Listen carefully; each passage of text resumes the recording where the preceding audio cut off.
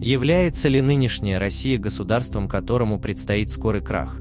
За тысячи лет человечество не раз видело примеры падения империй и блистательных царств, и научилось видеть признаки конца тогда, когда еще никто об этом не подозревает. Сократ, Аристотель, Гиббон и Макиавелли подробно описали приметы упадка государства, за которым следует крах или по внутренним причинам, или, что чаще, при помощи друзей-соседей. Есть ли такие признаки у России?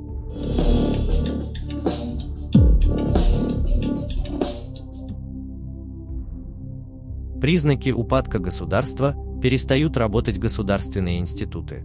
Суд не судит, медицина не лечит, законы лишь карают, а армия становится продажной девкой в руках богачей. Терпит крах система ценностей, которая работала ранее, молодые насмехаются над своими родителями, а их жизненный опыт не приносит пользы, так как правила жизни изменились. Семья более не является основой общества. Браки становятся в тягость и быстро распадаются, люди предпочитают жить поодиночке, появляется множество внебрачных детей или безотцовщины. Падает мораль. Обман, мелкое воровство и распущенность становятся нормой жизни и способом разбогатеть без осуждения. Религия вынуждена либо измениться полностью, либо смириться с появлением сотен новых сект, куда приходят люди за утешением, так как больше не верит старый. Падает воля и предприимчивость народа.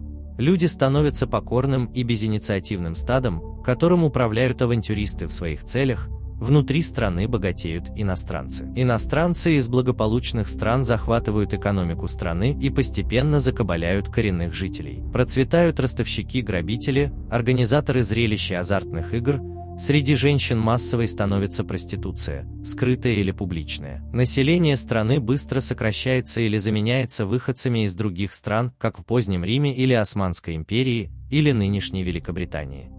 Теряется доверие между людьми, никто никому не верит и не хочет сотрудничать, из-за чего любое массовое движение обречено на гибель, так как тут же распадается на сотни заговорщиков против заговорщиков. Это касается всех, от организации посиделок родственников до политических партий.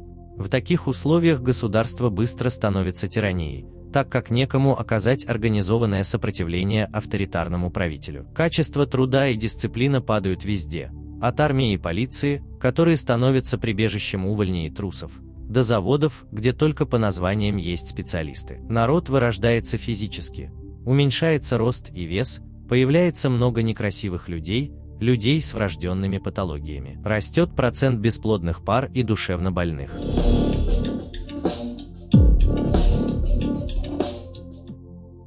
Терпит крах финансовая система, как из-за падения уровня экономики в таком обществе, так и усилиями ее руководителей, которые подвержены тем же настроениям, что и низы, и просто хотят урвать себе кусок и сбежать. В конце пути на дряхлую страну нападают соседи и отрывают ее куски. Население редко сопротивляется, но для завоевателей оно тоже обычно не представляет ценности, и судьба его незавидна. Есть ли эти признаки в России? Думаю, ответ очевиден. Как избежать краха? Вопрос очень сложный.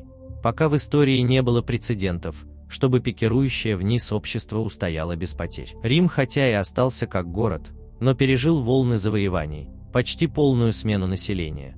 Византию уничтожили соседи-турки, чтобы самим потом потерять все ее владения и начать с нуля. Китай много раз распадался-восстанавливался, получал захватчиков с севера или из Европы.